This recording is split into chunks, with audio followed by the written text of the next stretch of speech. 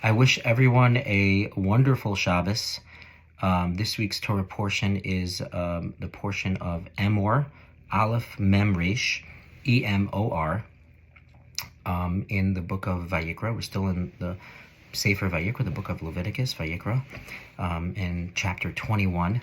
I want to just give a brief update about my father. I want to thank everyone for their well wishes, for their tefillos, their prayers, and inquiring about him. We had a little bit of a scare earlier this week, but he seems to be doing better. He still has a trach, and he still needs oxygen, but hopefully we're hoping that, Emir Hashem, God willing, he's going to be able to produce oxygen on his own, and he won't need that, and hopefully he'll be able to go home. It's definitely a long road to recovery, but I want to thank everyone for their davening, for their prayers, and our little Torah right now that we're saying over here on this week's portion should be a merit for his refuah shlema, for his speedy recovery, amongst everyone else who needs a refuah shlema, a complete recovery. So the beginning of the Torah portion speaks about the prohibition that a Kohen, a priest, has not to come in contact with a person who's passed away, with a dead person, because when a person passes away, that creates a spiritual impurity. We don't really have the laws of impurity nowadays because we don't have the offerings, we don't have the temple, but still there's a prohibition even today that if a person's a Kohen, he shouldn't come to the contact of the dead except for the 7 closest relatives, his parents, we should know of it, children, spouse, right? The Torah lists them, but anyone else, he's not allowed to come in contact with the dead. And a Kohen Gadol, the high priest, who always has to be in a state of the service, even those 7, he doesn't come into contact with when they pass away. There is one exception, which is a tremendous principle we see in the Torah, which is Meis Mitzvah. If a person, a Kohen or a Kohen Gadol, certainly any person, right?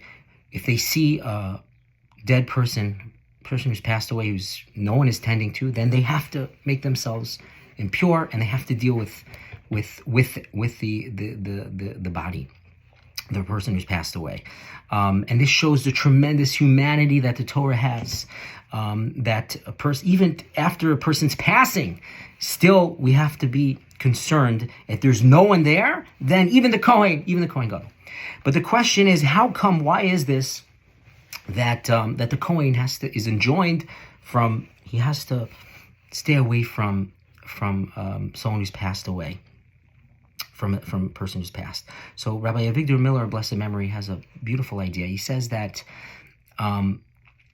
when we see someone who's passed away, right, it gives us a false sense that is it. It is over, right? That's it. This person who lived he was alive, he or she lived a beautiful, vibrant life with family and affected many people, great people, affected maybe thousands or even maybe millions of people, and now they pass away and then we don't hear from them again.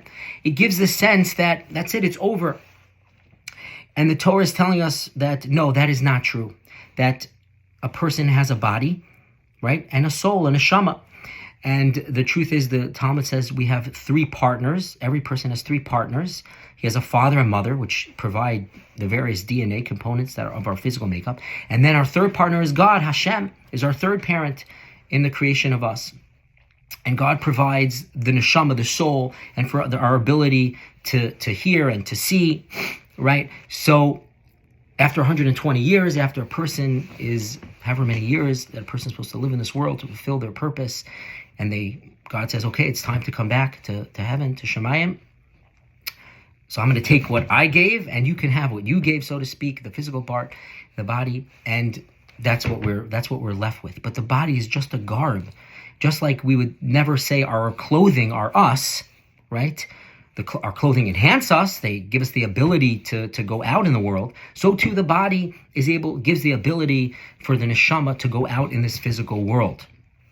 But it is not us, and the neshama moves on, and we're going to see that person after 120 years. The truth is, Rabbi Yosef Cairo in the Beis Yosef, and when he codifies Jewish law, he brings down one of the commentators that say there is such a thing in Judaism that we try to bury as soon as possible, as soon as we can. Why is that? One of the ideas is a tziduk hadin, that we say, God, you're righteous, that we accept it, even though, of course, there's the laws of mourning, and we do mourn, and we're very sad, that we're not going to see the person in this world anymore.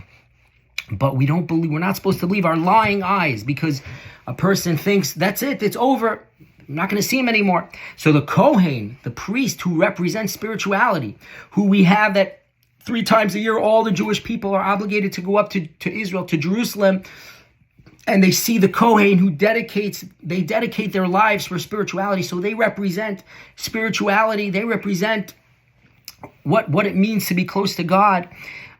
So they are given this commandment that they represent spirituality. They represent what's eternal. So they have to be removed from this false sense that it's over. That's it. It's right. That's the end of it.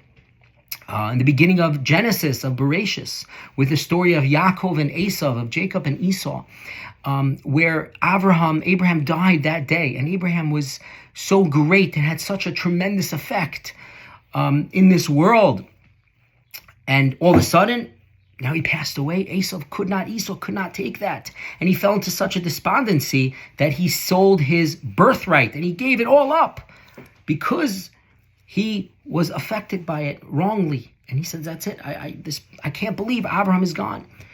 And the answer is no, he's not gone. Of course, he is just alive as he was before. He's not in this world anymore, but he's just alive. So that's the idea that we have in the beginning of this week's Torah portion. Have a wonderful Shabbos.